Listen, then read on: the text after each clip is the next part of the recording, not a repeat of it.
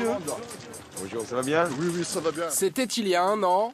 Déplacement du candidat François Hollande dans une cité des Ulysses. Opération séduction auprès des habitants et des journalistes. À 2 semaines du premier tour de l'élection présidentielle, l'homme affiche sa décontraction avec les reporters.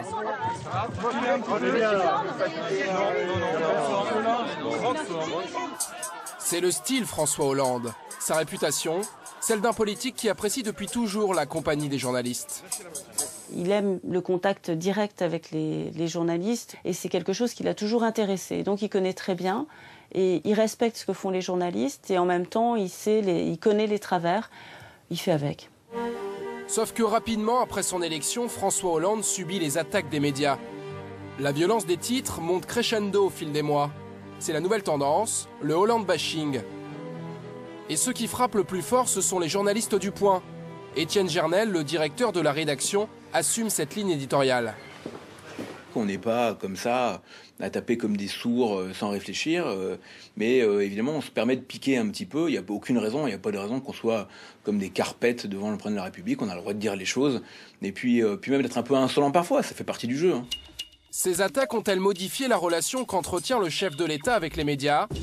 Le président a-t-il mis de la distance avec les journalistes et leur en veut-il? Pour répondre à ces questions, nous avons suivi le déplacement de François Hollande au Mureau mardi dernier. Au programme de la journée, visite d'usine, rencontre avec des habitants d'un quartier populaire et signature de contrat d'avenir dans un collège de la ville. Très bien, voilà déjà une première opération réussie. Ce jour-là, une vingtaine de journalistes couvrent le déplacement. Mais seulement 2 caméras, celle de TF1 et celle de France 2, sont autorisées à suivre de près le chef de l'État. Hasard ou malice, c'est par une chanson de circonstance que ces collégiens accueillent François Hollande.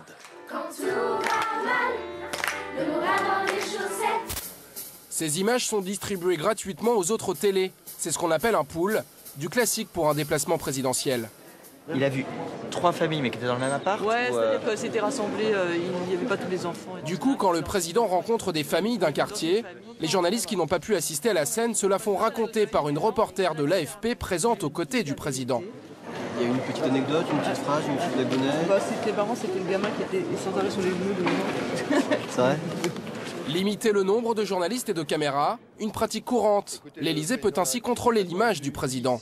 Ça permet d'avoir une séquence propre, ce qu'on appelle les communicants une séquence propre. C'est un président, un premier ministre qui visite une entreprise, qui discute avec les salariés sans qu'il y ait une meute de journalistes, sans que ça donne l'impression d'être fait pour la com ou pour les médias. Voilà ce que l'on ne veut plus voir à l'Élysée. 11 mars dernier, visite de François Hollande à Dijon. C'est la rupture entre un président et son peuple qui s'affiche à la télé. Monsieur Hollande, elles sont où les promesses? Hein? Allez, elles sont où? Un dérapage qui tranche avec la mise en scène soignée des Mureaux. Mardi dernier, les télévisions montrent l'image paisible du président au chevet des habitants des quartiers populaires. J'ai 25 ans, je trouve aucun travail, j'ai 2 enfants. Et Pôle emploi, il n'y a rien. Vous êtes prête à prendre un emploi?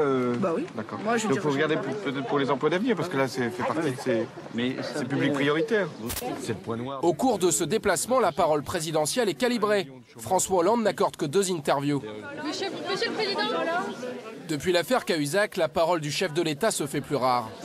Il y a quelques mois encore, très souvent, des moments où le président venait nous parler, venait nous voir, répondait à nos questions de manière impromptue, à bâton rompu. Ces dernières semaines, ça n'a pas du tout été le cas, pas du tout. Le message de l'Élysée est encore plus contrôlé qu'avant. Ils ont conscience que là, il faut être extrêmement prudent dans l'expression. Et c'est une volonté de limiter l'expression strictement nécessaire. Et derrière ce contrôle, il y a un homme, Christian Gravel, le DIRCOM de François Hollande.